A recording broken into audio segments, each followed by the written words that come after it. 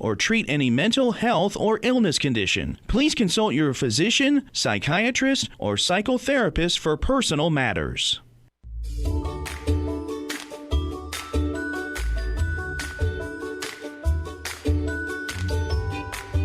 Inner Voice, a heartfelt chat with Dr. Foojan. Hello, everyone. Welcome to the Inner Voice Show. I'm Dr. Foojan Zeine, psychotherapist and the author and the originator of the Awareness Integration Theory. And hello to Sean, our director in our studio. This is a show about what matters most in our life, our minds, our thoughts, feelings, actions, and relationships and fulfillment in this beautiful journey of life.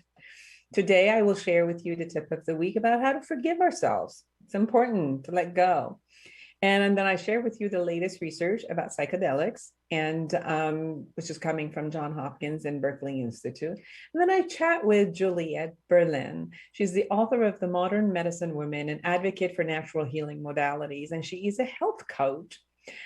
Just an announcement for all of you who are out there who are therapists or coaches, life coaches. I am opening up a certification program. We've already certified the first group, and the second series of certification program is starting February. So contact me. I'd love to hear from you. And for all of the you who are listening, subscribe to my YouTube channel and podcast. Connect with me through any of the social media at Dr. Foojan Zeine, and contact me at foojanzeine@gmail.com. I'd love to hear from you. But first, here's the tip of the week.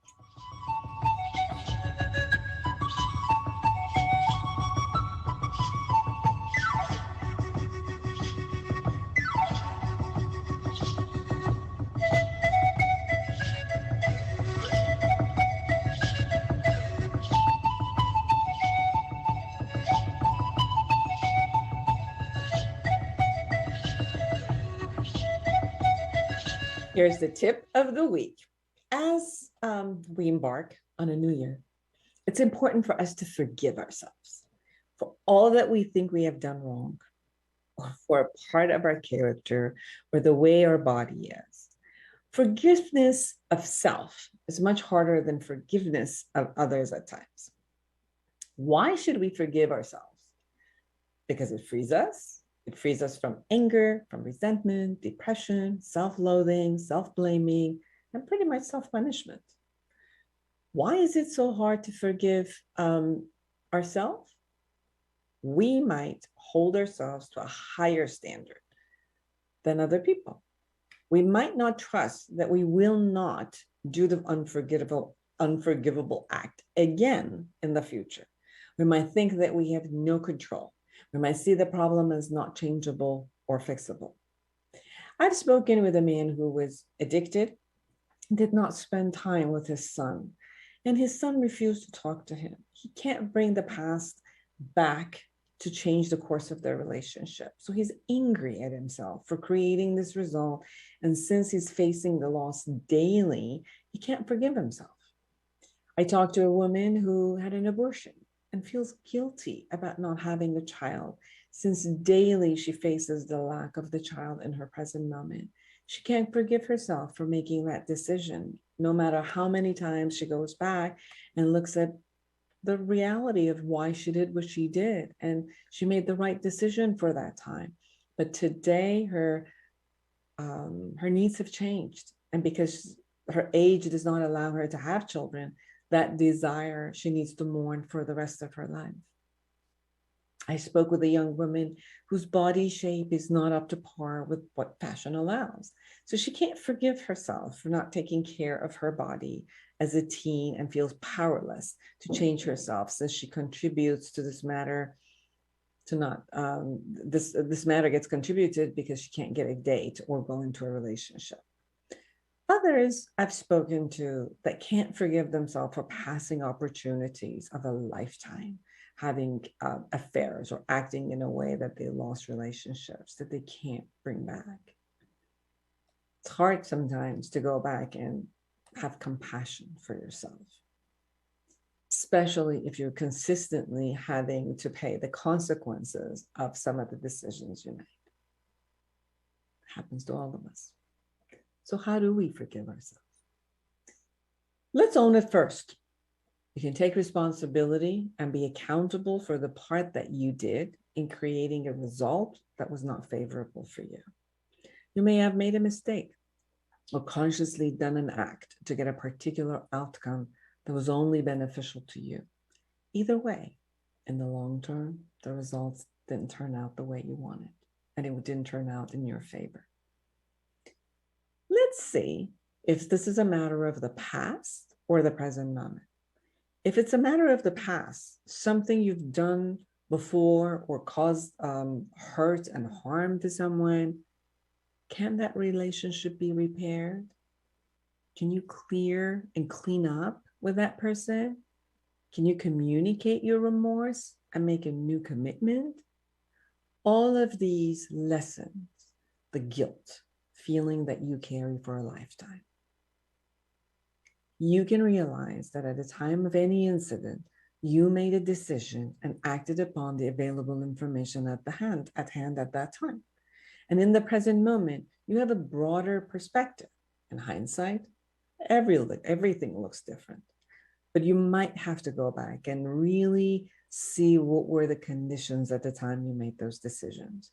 And if you looked at all the aspects, you might see that at that moment, that was still probably the best possible choice with the information you had at that time. Or there was a desire and there was a need that needed to be fulfilled at that time that just wasn't going to be fulfilled any other way. Although maybe your logic said it's not okay, but the emotional need did what it needed to do. Treat yourself the same way that you would treat a friend who made a mistake. Sometimes we're so much more compassionate with others and forgive them, but just don't do it to us. Evaluate the standards that you would hold for others and compare them with the standards you're upholding for yourself. Treat yourself as you would treat others, actually, probably with a hell of a lot more compassion. Evaluate the realm of your responsibility for the incident. See how far it was your doing and what was the line when others were also responsible for whatever happened. Only take ownership of what you created and drop the load that was not your doing. This includes not holding yourself responsible for other people's emotions or thoughts, as well as their actions. Don't attach a negative general label or meaning about yourself because of some mistakes or action, such as, I'm such a failure that I will always screw up. I'm in a screw up all the time. I'm such a liar. I'm this or that. When you make this type of generalization about yourself, you will feel powerless and hopeless. You're more than one action or a mistake. You are also the person who learns from your mistakes or mishaps and can make them a better decision. Write a letter from the part that needs to be forgiven to you, acknowledging what needs to be forgiven and the sense of genuine remorse. Then write to the part of yourself that you need to forgive, as if it is a dear friend. Acknowledge the learning, what you've learned already. See the strength and the resiliency of that part and the growth that came from all of that experience. And commit to loving and integrating toward wholeness. Set values for yourself to uphold that you can be proud of and live them daily. So when you hold on to a set of values and behaviors and commitments, then no matter what, you can be proud of and assess everything you want to do in your decisions based on those values. I promise you, you'd be much more proud of yourself all the time. And then you get forgive. For more observational skills and integration, get my book, Life Reset, the awareness integration to create the path that you want. Thank you.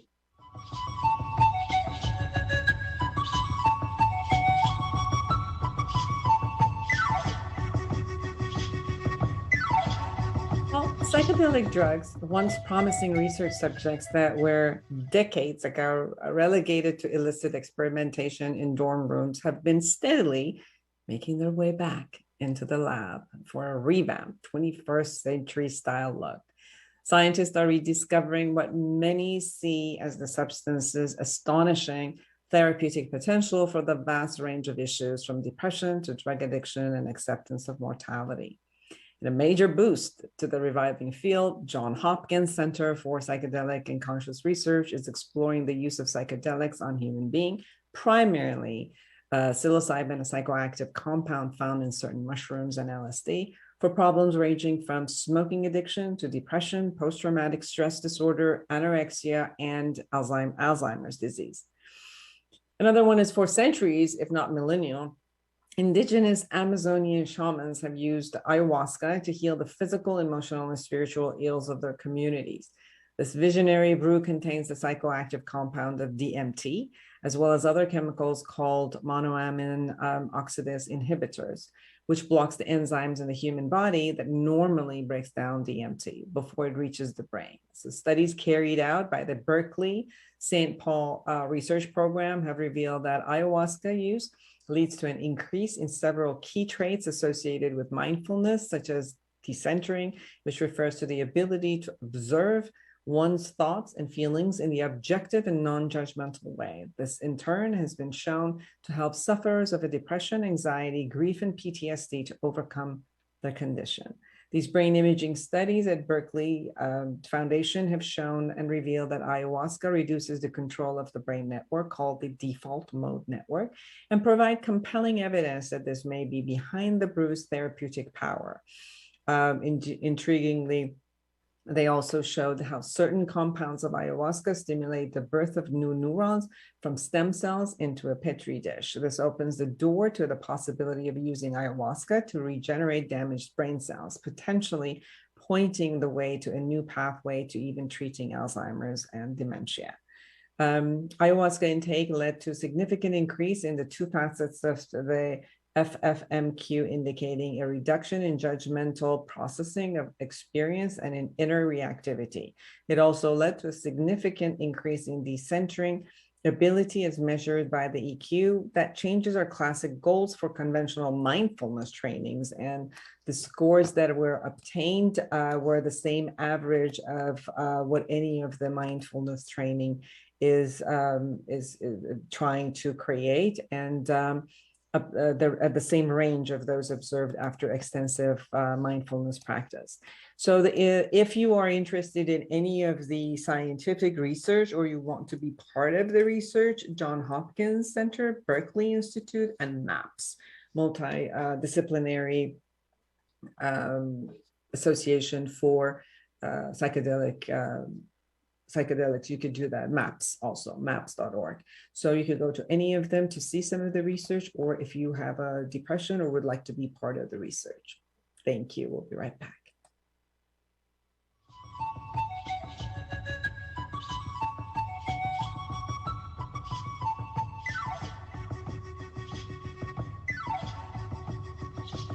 Well, welcome back, everyone. I'm Dr. Foojan Zeine, and I am so excited to have Julyet Berlen with me. She is the author of The Modern Medicine Woman, and she's an advocate for natural healing modalities, and she is a health coach. It is so exciting to have you with me, Julyet. Thank you for having me. The honor is mine. Thank you.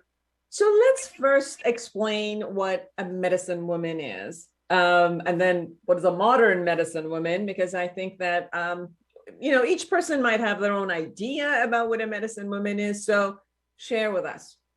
I guess the old days, we can call it the witchcraft, the grandmother recipes for every disease. We have the creams and the teas and all that stuff. But the medicine woman I'm referring here is to working with plants to reach the higher consciousness or access to subconscious, which I use the plant called ayahuasca. And I work with one teacher for the past 5 years, and I'm studying under him. His name is Taito Juanito, that you know of. So when we work with the plants, we go and sit with them, and they teach us the ways. They open the can of worms. You have access to your subconscious. You kind of stop the chatter of your conscious mind. And so you can go in there and heal ancestral traumas and figure out what you want to do with your life and all that stuff. So I've been doing that for the past 5 years. And where I'm doing that is the jungle, is Colombia, is Costa Rica, where there's no buildings, only nature. And so I bring that into where I live in Los Angeles in the concrete jungle, but I still am able to continue my learnings, my teachings, and combine the two. I mean, I'm still driving a car, I'm still getting my hair done, I'm still doing the modern civilization things that it's called, I guess, the things that I'm doing, but I'm also doing the other stuff. So I'm mixing the both. I guess that's why it's called the modern medicine woman. You don't have to give up on anything to pursue anything you want. So I mix the both. You know, I do the inner work and my health coaching and biohacking and technology, all that stuff comes to the other work, the physical body. And so my book is all about the combining two. Well, for everybody who's with us, who's either viewing us or listening to us, I met Julyet in Colombia. I had gone also to a resort and a kind of meditation and plant medicine, a retreat for 12 days. And this was the first time I've ever experienced plant medicine. So it was, you know, I was a novice at all of this. And, you know, talking to you, Juliet, and other people who were there, obviously it's one of those matters that it's an old ritual and medicine, thousands of years. And I think that it's now taking a whole different concept. Again, I think partly because of the research that is beginning to happen again on all of them with animals and with human being. Johns Hopkins University has launched a whole area just to the research on human being. MAPS has done that. Berkeley Institute has done that. And there's a lot of research trial that are being done on psilocybin and magic mushrooms. And then also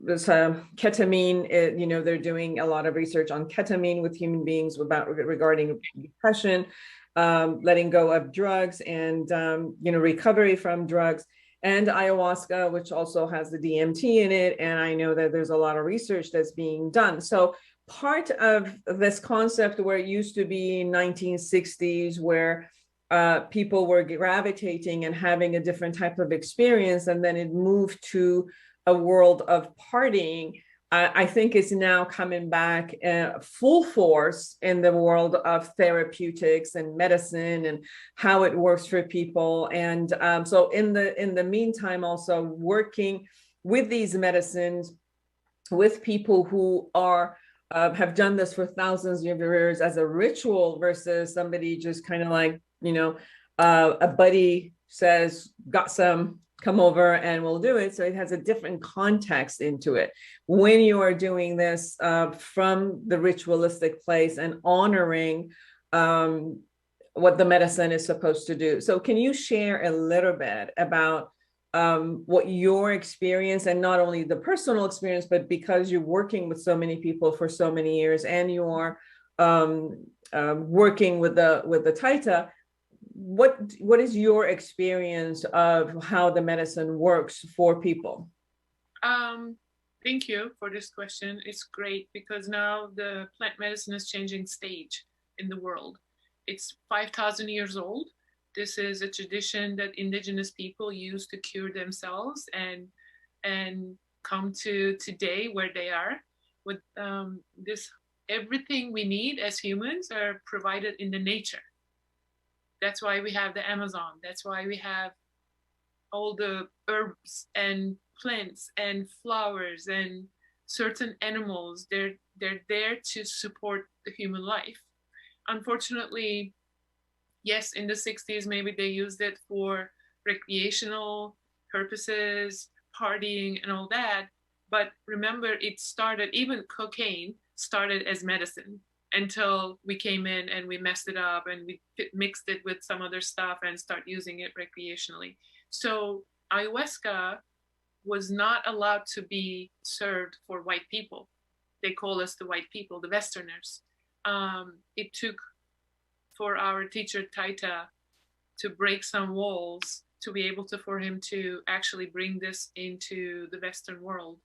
And I would say for the past 20 years, all the doctors, including Ramdas, including all the names that you were saying, the book, the DMT, Spirit Molecule, I don't know if you read that book. These doctors have been studying DMT, which is in ayahuasca, the plant. It's actually two plant mixed together. One of the enzyme, the one of the leaf is the one that carries the DMT. We normally produce it. It's in our body. It's not something that we don't have. So I don't even see it as a drug because it's part of me. Because one of the research that I read is the same way that the melatonin starts at night, and it's a natural concept. And some people now take melatonin as a pill. But DMT is the highest at around 3 o'clock in the morning, and that's where we dream, the state of dream, which is also its own hallucinatory concept. But that is the highest that we produce. Our own body produces DMT, and that's why it receives it from the plant as if it's just its own natural concept, that it's not something that is a synthetic out there and it's not supposed to be. It takes it as, oh, it's my natural thing. Exactly. So the melatonin is produced in the dark, so does DMT. So when you're in the deep, deep, deep, deep sleep, we are producing DMT, but we have an enzyme in our stomach that actually stops the production, because if we didn't have that enzyme, everybody will walk around like Jesus. Oh, I see this, I see that. So the minute you're exposed to light, your brain stops it.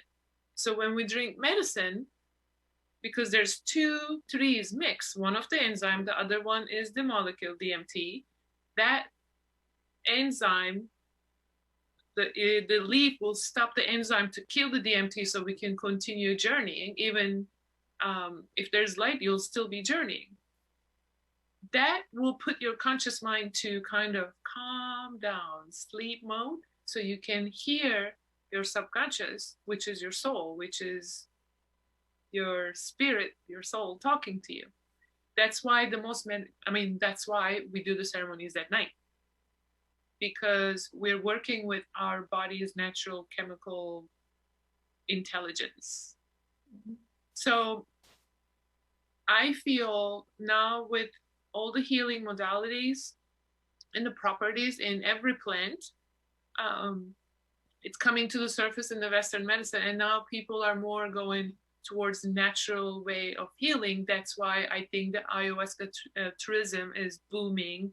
Everybody is looking for alternative ways to heal their cancer, MS, Alzheimer, addiction, traumas, because what happens is our body is a memory bank. We hold on to all those memories as energy, and it will get stuck in certain places. A woman who is abused or who is suppressed will carry all this stuff on the lower chakras. Or a woman who cannot speak because, again, I'm Turkish. I mean, like woman is like kind of the secondary, like we can't word it out. We can't be ourselves. We can't express it. And everything we carry on here. Therefore, we have a lot of breast cancer. So all these energies are stuck in our body. But when we drink medicine, we have access to all that, because medicine will go in and will clean the pipeline. That's why we have hard ceremonies, like we are purging, we're crying, we're pooping, we're getting rid of all that stuff. Even though you fasted all day, you don't know what you're purging. There's no food coming up, but there's something coming up, right? So medicine is the nature's doctor. Definitely, it's a purgative medicine. This is not a recreational medicine. This is a purgative medicine. And it needs to be activated, because you're dealing with the spirit. That's why you cannot drink this by yourself at home. You have to be in the collective container.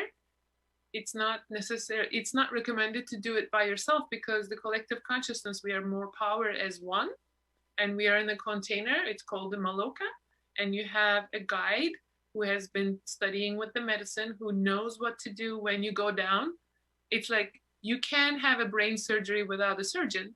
You can't go into a operation room without a doctor. And Taita is our doctor because he's done it. He's been doing it since he's 9 years old. It's very important. I always emphasize this with all my heart. Don't drink this thing by yourself or with someone who calls himself a shaman, because this is your life. So it's very important to do it in the ceremonial setting. It's very important to do it with someone who knows what they're doing. And it's very important to be somewhere where you feel protected, your container is safe, because you're shedding all your skin. Yes, I think the setting and the context and the intention is very important. I've actually heard a lot of this also about psilocybin, that many people who just take the mushroom and are not, they call it a bad trip. And then, they have, they block themselves after that. And it's so important to know that, yes, these are medicine that work, first of all, when your conscious mind is kind of sleeping.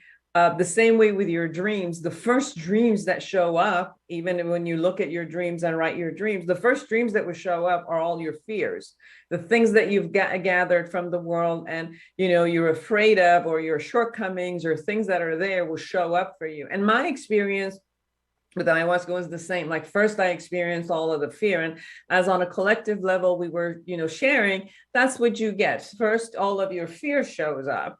And then you go into the same way in the dream process that you go into your wishes and your, visions and things you want for yourself and your expansion and connection. And then people also have this experience of oneness afterward. So the fears show up, things that are you're insecure, lack, everything that is a lack will show up. It's almost like for us to look at it, watch it, and let it go. And then as you allow that to happen, then this beautiful aspect of just oneness with the world shows up. I remember having the most experience. I've never been in love so much. I've never experienced the amount of love, anything. Human beings were in front of me. Trees were in front of me. Nature was in front of me. At one point I was sitting in the bathroom and the bathroom wall, I was in love with the bathroom wall. And it's interesting because the effect of that expansion and the neural networks that kind of like expand with our own capacity and capabilities, it just like it has an effect that is sustainable. Some of the research, Juliet, that I read was, it remains sustainable for about a month or so, like between 30 to 90 days in the same intensity, but it's not an experience you forget. So although the chemistry of your body might shift after 3 months or so, but the experience expands you in a different level, which you've never had before. And I think this is what I've also heard from people where they've experienced different versions of visions, which expanded their businesses, the way they, like you said, the way they brought it into the day-to-day life, because they saw something about themselves and the capacity that they could have, that they couldn't have even envisioned it before. Usually as human beings, we need to envision something before we could take action on it. Like there has to be a visual sense of it, so we could take action. And I think I've watched people be able to do that when, like you said, they've done this in the ritualistic way where the setting was not only comfortable, but people were being taken care of in all matters. And then it expanded it also to, to this concept of sharing with each other. Because sometimes you're looking at it like, is this just a figment of my imagination, or is this real? Is it not real? And it's like, yeah, all of the above. So my question for you, why do you think the medicine, because it's the Mother Earth, why do you think she brings the fear first up? I would assume with my own experience has been, and even as I said, in the dreams, as we look at the fears, is it's a it's like an illusion.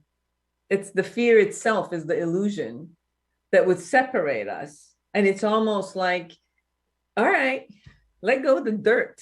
Let go of the illusion that you are alone. Let go of the illusion that, you know, your ego matters. Let go of the illusion that all of these, restraints are on you.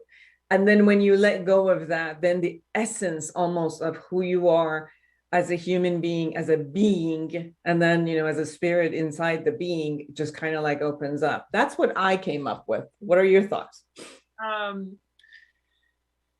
For me, there's healthy fear and there's unhealthy fear. Of course, we have to feel fear so we're not jumping off a bridge or we're not driving our car 200 miles into the other car. So the unhealthy fear holds us back for our purpose as the soul. What are we here to experience? In my ceremony last time, when actually you were there, I was super fearful and I didn't know what I was fearful of. And then I realized, she showed me that I'm fearful of the unknown, because as humans, we like control.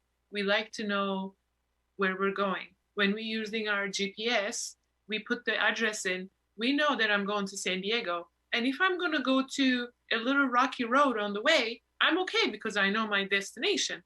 But when you take the medicine or in life, in certain things, I'm taking this leap of faith. I don't know if I'm going to fall or not. So this unknown holds most of us back. So when I was with her and I was super afraid to close my eyes, because if I close my eyes, I'm going to go this place. Maybe I'm not able to figure it out, or I don't know where I'm going. So she said to me, I bring the fear up on purpose so you can work through it. What you don't feel, you can't heal. So in the ceremonies, the purging and the going through the cleansing in every way, the sweat, the heat, the pooping and the purging and crying, screaming, you name it, yawning, that needs to come first, because then she can work through your purpose. So she can show you on the clear canvas. So basically that's how we clean the canvas. That's my interpretation. But I feel like we still need healthy fear. I'm not afraid of the fear, because most people are fearful of the fear, because we are a survival mechanism. Our brain is made for us to be able to keep ourselves safe from the dinosaur, from the tiger who's gonna, we are ancient, our brain doesn't know we have doctors. Our brain doesn't know we have Whole Foods. Our brain, it's an old machine, So if we're working with the nature, then we need to understand, okay, I'm afraid of jumping off this bridge. Maybe, because that's for me to protect my body. But why am I afraid of signing up to this contract that I actually want to do, this is the job that I want to do and everything, but you're going to survival, and how do I protect myself? Oh my God, what if I can't pay my bills? Oh my God, what if I fail? That fear usually holds us back. So she clears all unnecessary fear so you can hear your soul and you can trust that soul feeling and you can just jump for it. That's why most people are successful after doing ayahuasca ceremonies, because they say, you know what, I'm going to be okay. I'm protected. I'm not alone, because we're never alone. That's where comes the unity, because you and I are the same. We're all the same. It's all energy. Two other aspects of when you do this in a ritualistic level, which was beautiful as I experienced it, was beside the plant medicine, it was also a healing that was coming from the taitas and then the shamans and, the setting. So there's also healing that is happening there. And then there was just this amazing music, which with the vibration of the music, I just got chills. I know, it was just like, it's a very special music. It's called the medicine music. It's actually music, the sound, the vibration opens us into the fourth dimension. It's because fourth dimension is the infinite. There's no time, there's no place. It's just being. It's just now. That's music will take you to the next level, the next level, the next level. You'll just travel. Mm-hmm. And you can only get there because music helps our subconscious to open up. It's a gateway. So that's why we use it towards the morning, mm-hmm. after all the purging and screaming and yelling. It's like a loony house. After all this done, then it's called celebration of life.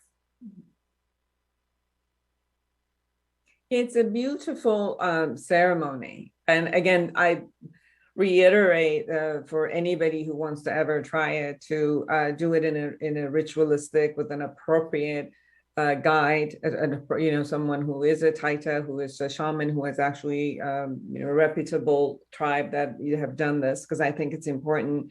I also know from a lot of the research that most people, the medicine, it works for them.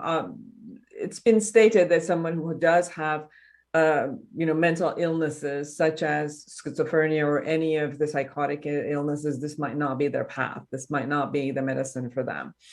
And also for people to know that it's not advisable that if you are on any of the psychotropic medications to also combine this with other medication. It doesn't work.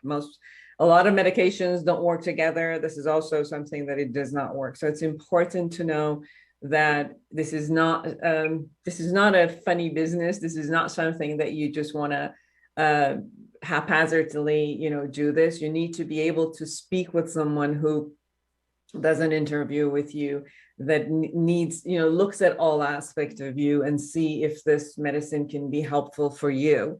And I think that's also important because if there were a couple of negative experiences, as I've read in the research, it's all been about people not being truthful to themselves and, to the ceremony place that they were going to. Because they were so excited about having this experience, they did not reveal about other matters, which then it diffuses each other and it might not work for that person's body and psyche. So a word of caution for people who want to try out and be with the plant medicine, to be honest with themselves and to be honest with the group who are they going to do this, because obviously for them to take any medication and have the best of what that medicine offers, they need to be outward and truthful about it. And I think that's true for any type of medication. If you go to your doctor, psychiatrist.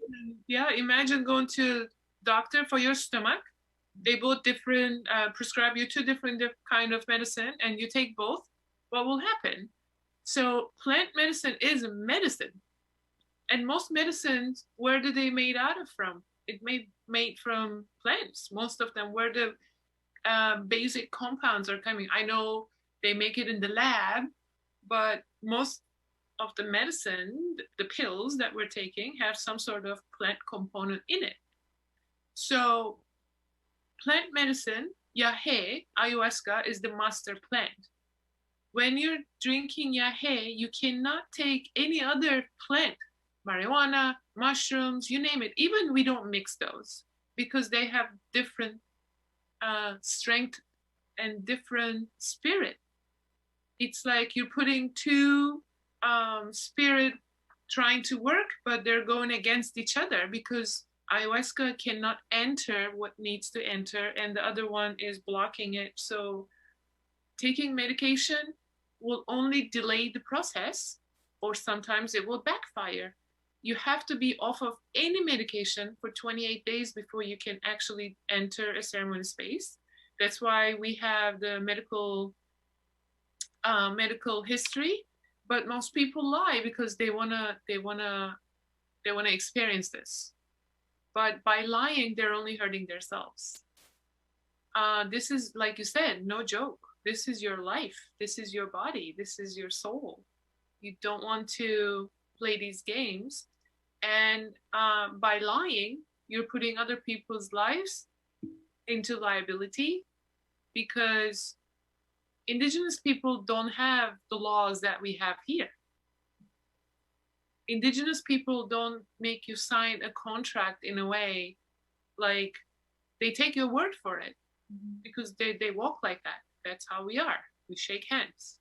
So by doing that, you're putting your life in danger, and you're putting their liabilities in danger, and you're stopping them helping many other people because of what you just did. There's consequences for everything. So I don't know how people do it. I don't know how people live that way. It's not my way, but I don't suggest or recommend anyone who is on any kind of hormone medication or heart medication or what is it called, depression medication, that kind of stuff. It's related to your brain chemicals. You don't want to mess with it. Yes, although it's interesting that it has shown that the DMT does work in minimizing or even alleviating some of types of depression. But it's important for the person to be off their medicine if they actually wanted to try this type of a medicine, because the two together don't work. They have to be clean. Yes, and but most of the ones that they've worked on, the researchers are working on seeing a couple of matters. One is the depression, anxiety, and then cessation of cravings for drugs and alcohol. So some of the research has been done showing that ayahuasca can support recovery from alcohol and other drugs, especially opiates. And it's been successful in that. And some of it had to do with, the craving aspect, that when somebody has been on opiates, and then when they decide to go into recovery, one of the first things that happens is they get a tremendous amount of depression because they were, there was a lot of opiates in their system. Ayahuasca creates new neural pathways. Exactly. So it does help, but it, like you said, there has to be a time that the person can have this out of their body before they can have the new medicine in. Yeah. It's so safe, it's healthier that way. So it's sustainable. yes.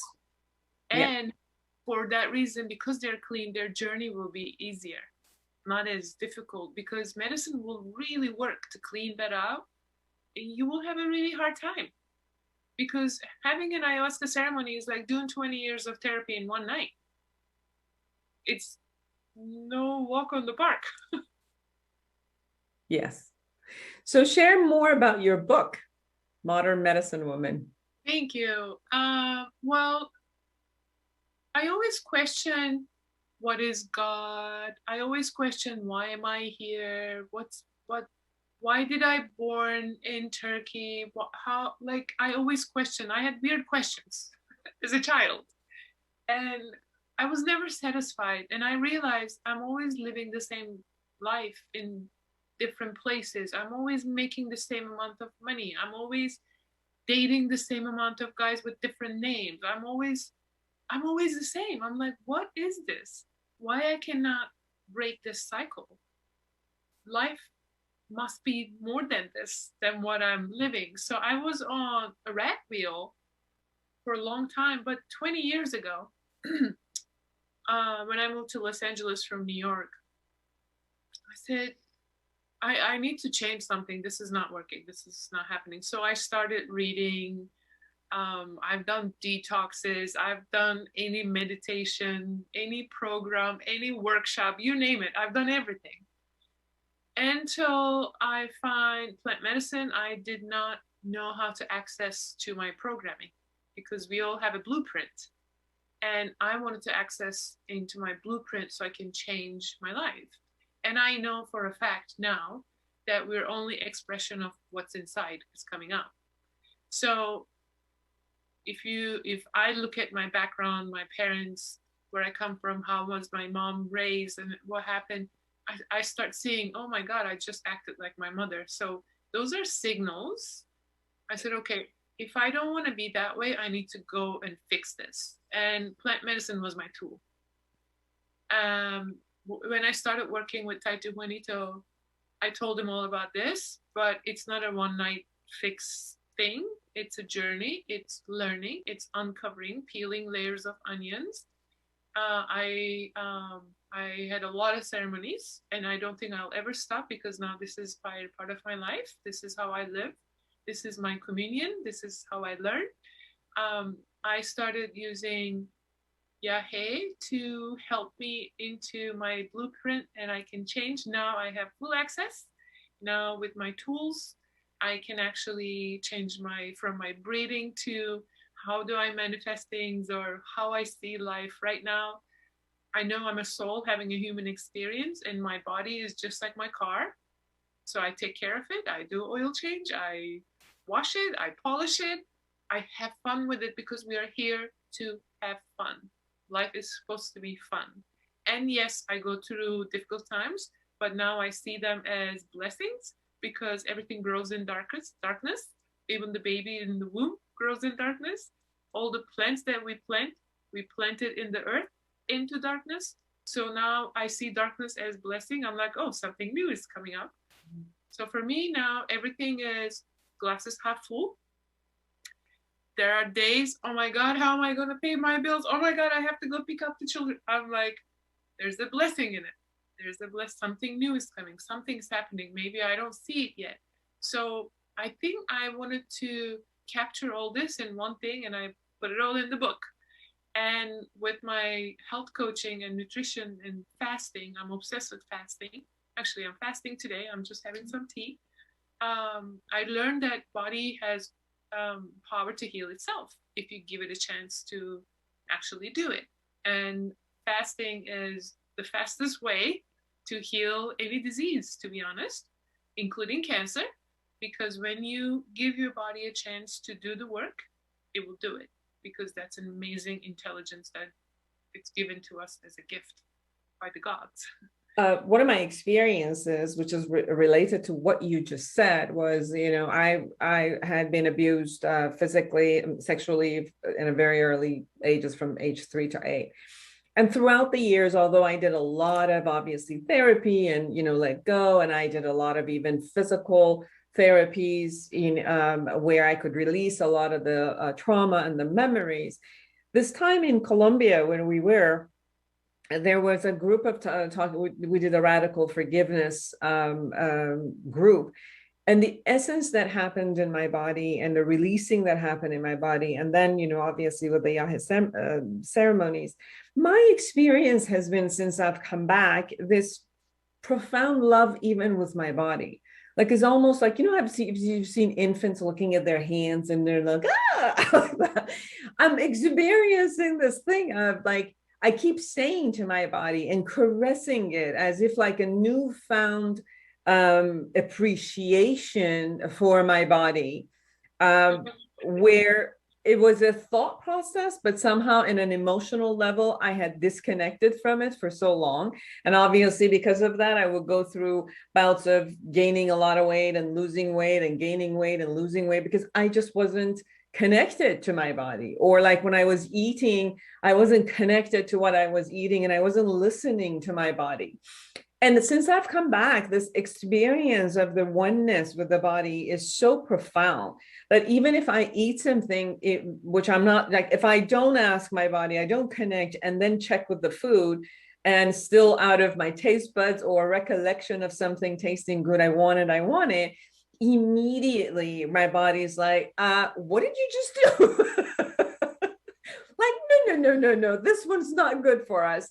And it's almost like a different listening to it and a different connection that I have acquired being with my body, which I'm really, really loving. And you graduated. You're more aware now. Your yes. awareness got expanded. That's why we drink medicine. Yes, it's a loving experience of who I am inside my body, who I am with other people. Even if I'm short, sometimes I'm tired, and I get emails or loving even fanfares from people on social media, and I'm burnt, I'm done. And then at one point I'm like, just not nice anymore, you know? And then suddenly it catches me again as like, hang in there, take care of yourself, shift, and now offer the love. So the first love comes and then love pours. And it's a very interesting space to be, where before I had to justify it. And then, you know, and then I would even say, okay, I need to be nice, or no, you have to be loving. So then I would have to be loving. You know what I'm saying? It wasn't like, hold on, give yourself, pour this love here first, you know, kind of like be filled with it and then give it away and then connect with the world.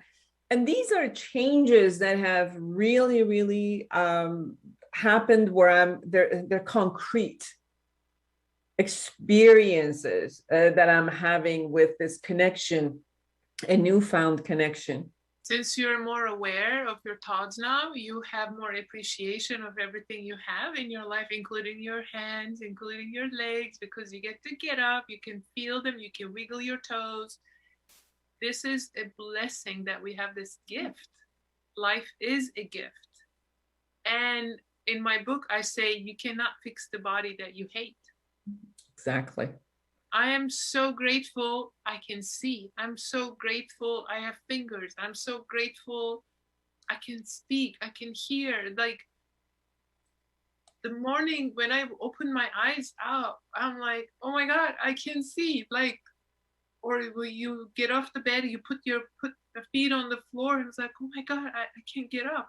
This is a blessing. And then I think most people are in the hospital suffering, or there are blind people in the world that they would die to give one day in my world.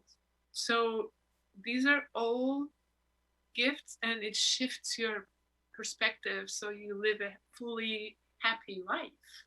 Beautiful. Julyet Berlen, everyone, her book, please get her book, The Modern Medicine Woman. Julyet, where can people find you? Before we go there, I want to say one more thing about the plant medicine. Integration is so important.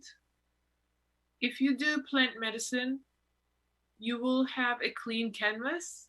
You have to have tools. You have to have people. You have to have your best friends, like you and I are talking.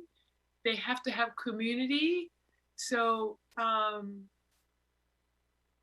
you need to find your tribe. And when you do plant medicine, when you with the community, stay with the community, because I found it's super helpful to have a community after doing this work. It's very difficult to be alone. Yes. So there are a lot of great therapists who support you also with this integration. There are a lot of psychedelic therapy who works with this. So please, as Julyet stated, if you choose to have this plant medicine, please do it with your tribe, a tribe that is been there for thousands of years and knows how to work, and then find your, not only with that community, but also maybe a psychedelic therapist. Yeah. Yes. Yeah, functional medicine doctors usually, or a friend who's done it with you, you know, because there are things that we cannot just tell everybody. Their personal experiences. It's almost like, you know, how you're trying to explain your dreams to other people. Exactly. It feels like that, like you're trying to explain your dreams, which you weren't dreaming, you weren't sleeping, you were right awake, but you're trying to explain those to other people. And sometimes you're going to get dismissed by it, and you won't get the message that you are, the specific experience was trying to give you. So when you are working with someone who is very clear and they have studied about this, then they can sit with you while you figure out what the messages that are coming for you. You have to be on the same vibration. Yes, I mean, the same thing we do with dream analysis and Jungian analysis of dreams, like that when somebody's sitting there and not meddling inside your process, and they're allowing you to really come from the subconscious and bring the subconscious messages to your forefront, is the same thing with plant medicine. Yeah. When you have your experiences, you need to see what the messages were for you. The same thing you were sharing, like, as we were sitting in Colombia and talking about this, but you needed to sit with yourself and finally hear the messages of fear coming to you and saying, this is the message for me in my life.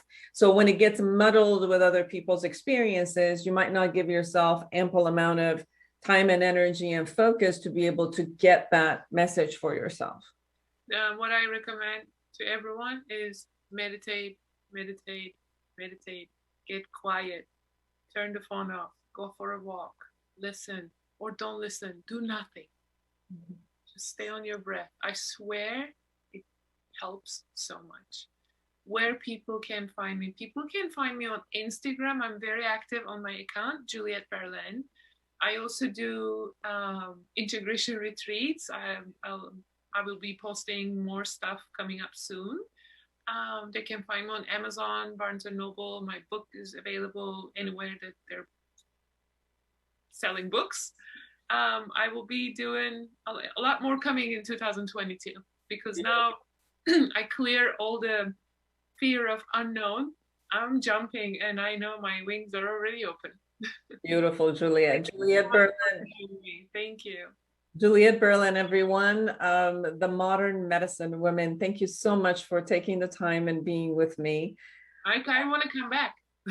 Absolutely. Let's do more other stuff, different subjects. Right now, we cover everything in one. We can dissect it. Definitely. And for all of you who are out there, create an amazing world for yourself and everyone around you. And until next week, bye-bye.